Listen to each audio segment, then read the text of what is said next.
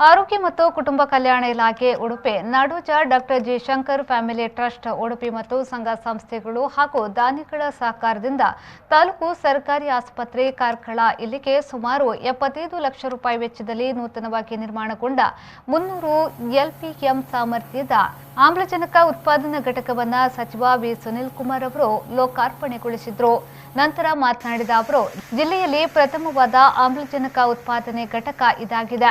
ಸರ್ಕಾರಿ ಆಸ್ಪತ್ರೆಗಳನ್ನು ಕಾಲಕಾಲಕ್ಕೆ ತಕ್ಕಂತೆ ಉನ್ನತೀಕರಣಗೊಳಿಸುವಂತಹ ಕೆಲಸ ಈಗಾಗಲೇ ನಡೆಯುತ್ತಿದೆ. ಕೊರೋನಾ ಮೊದಲನೆಯ ಸಂದರ್ಭದಲ್ಲಿ ಹೊರ ರಾಜ್ಯದಿಂದ ಬಂದವರಿಗೆ ಅತ್ಯುತ್ತಮ ರೀತಿಯಲ್ಲಿ ಕ್ವಾರಂಟೈನ್ ಸಂದರ್ಭದಲ್ಲಿ ಉತ್ತಮ ಸೇವೆಯನ್ನ ನೀಡಿದ್ದು ರಾಜ್ಯದಲ್ಲಿ ಪ್ರಥಮವಾದ ಕಾರ್ಕಳವಾಗಿರುತ್ತದೆ. ಎರಡನೇ ಅಲೆಯ ಸಂದರ್ಭದಲ್ಲಿ ಕಾರ್ಕಳದ ಎಲ್ಲಾ ಕಡೆ ಅತ್ಯುತ್ತಮವಾಗಿ ಲಸಿಕೆ ನೀಡುವಲ್ಲಿ ನಾವು ಸಫಲವಾಗಿದ್ದೇವೆ.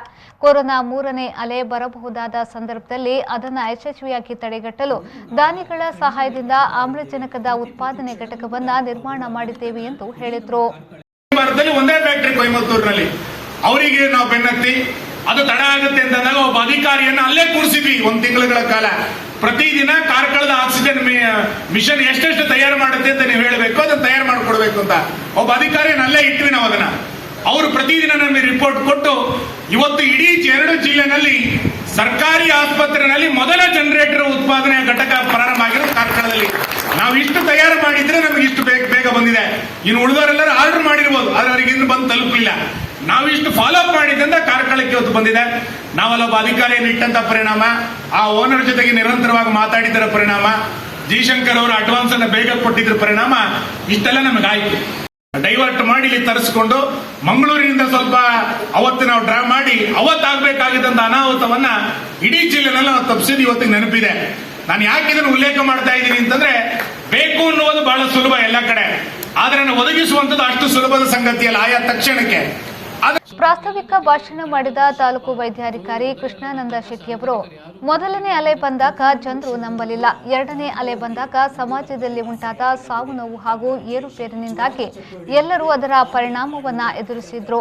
ಇಂದು ನಮ್ಮ ಸಚಿವರು ಮುಂಬರುವ ಕೊರೋನಾ ಮೂರನೇ ಅಲೆ ಎದುರಿಸಲು ಅತಿ ಶೀಘ್ರವಾಗಿ ಮಹತ್ವದ ಹೆಜ್ಜೆ ಇಟ್ಟು ಉತ್ಪಾದನಾ ಘಟಕವನ್ನ ನಿರ್ಮಾಣ ಮಾಡಿದರು ಎಂದು ಹೇಳಿದರು. ಸೊ ತಮಗೆಲ್ಲ ಗೊತ್ತಿದೆ, ಕಳೆದ ವರ್ಷ ಕೋವಿಡ್ ಮೊದಲ ಅಲೆ ಬಂದಾಗ ಸಾರ್ವಜನಿಕರು ಯಾರು ಕೋವಿಡ್ ಇದೆ ಅನ್ನೋದನ್ನು ಕೂಡ ನಂಬಲಿಲ್ಲ. ಅದು ಕೇವಲ ಮಾಧ್ಯಮದ ಸೃಷ್ಟಿನೋ ಸರ್ಕಾರದ ಸೃಷ್ಟಿ ಅಂತ ಹೇಳಿ ಬಹುತೇಕ ಜನ ಕೋವಿಡ್ ಮೊದಲನೇ ಅಲೆಯನ್ನು ಹಾಗೇನೆ ಅದು ಕಳೆದೋಯ್ತು. ಯಾರಿಗೆ ಸಾವು ನೋವಾಗಿತ್ತು ಅವರಿಗೆ ಮಾತ್ರ ಅದರ ಅರಿವಿತ್ತು. ಆದರೆ ಕೋವಿಡ್ ಎರಡನೇ ಅಲೆ ಉಂಟಾದ ಸಾವು ನೋವು ಮತ್ತು ಸಮಾಜದಲ್ಲಿ ಉಂಟಾದ ಏರುಪೇರಿನಿಂದ ಎಲ್ಲರೂ ಕೂಡ ಅದರ ಒಂದು ಪರಿಣಾಮವನ್ನು ಎದುರಿಸಿದ್ರು. ಸೊ ಅದರಿಂದ ಉಂಟಾದ ದುಷ್ಪರಿಣಾಮವನ್ನು ನಾವು ಮತ್ತೆ ಇನ್ನೊಂದು ಶಬ್ದಗಳಲ್ಲಿ ಹೇಳಬೇಕಾಗಿಲ್ಲ. ಆದರೆ ಈ ಸಂದರ್ಭದಲ್ಲಿ ನಾವು ಅಂದ್ರೆ ಈ ಕೋವಿಡ್ ಎರಡನೇ ಎದುರಿಸುವ ಸಂದರ್ಭದಲ್ಲಿ ನಮ್ಮ ಇವತ್ತಿನ ಸಮಾರಂಭ ಅಧ್ಯಕ್ಷರಾದ ಮಾನ್ಯ ಸಚಿವರು ಅವರು ಸೂಕ್ತ ಮತ್ತು ಸಮಯೋಚಿತ ನಿರ್ಧಾರಗಳನ್ನು ಅತ್ಯಂತ ಶೀಘ್ರ ಸಮಯದಲ್ಲಿ ತೆಗೆದುಕೊಳ್ಳಲಿಕ್ಕೆ ಬಹಳ ಚಾತುರ್ಯ ಇರುವಂತ ವ್ಯಕ್ತಿಗಳು. ಸೊ ಆ ಒಂದು ಕಲೆ ಇತರ ಅಧಿಕಾರಿಗಳು ಎಲ್ಲರಿಗೂ ಕೂಡ ಇರ್ಲಿಕ್ಕಿಲ್ಲ.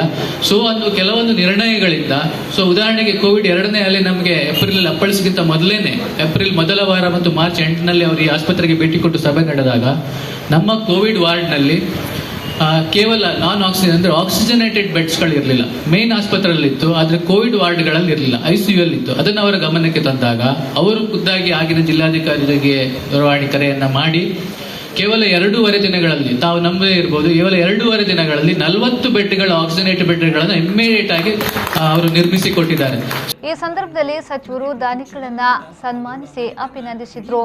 ವೇದಿಕೆಯಲ್ಲಿ doctor G Shankar, Santosh D'Silva, Kadari Ravindra Prabhu, Bola Damodar Kamath, Suma Keshav, Maniraj Shetty, Roopa Shetty, ಆಡಳಿತ ವೈದ್ಯಾಧಿಕಾರಿ ಡಾಕ್ಟರ್ ಕೆ ಸುಬ್ರಹ್ಮಣ್ಯ ರಾವ್ ಮೊದಲಾದವರು ಉಪಸ್ಥಿತರಿದ್ದರು.